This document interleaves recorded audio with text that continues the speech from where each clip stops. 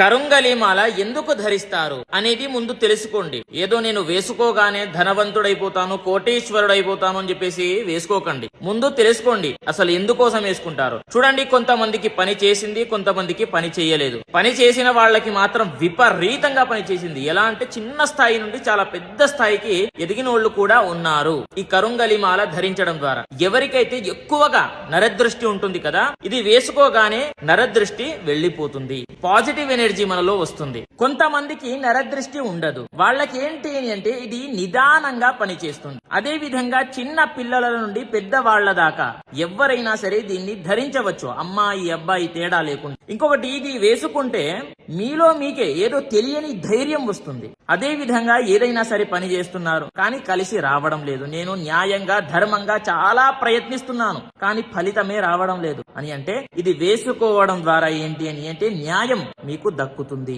న్యాయం ఎక్కడైతే ఉంటుందో అక్కడ ఖచ్చితంగా ఇది ఉంటుంది అనేది గుర్తుపెట్టుకోండి. చాలా పవర్ఫుల్.